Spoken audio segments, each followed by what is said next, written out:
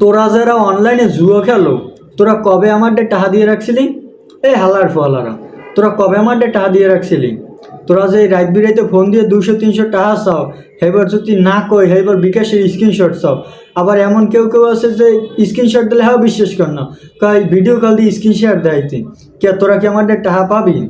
আবার কেউ কেউ আছে ফোন দিয়া 10,000 টাকা চাই, আর এই যে জুয়া খেলবে এই তো 50% আমার এই কমিশন দেবে।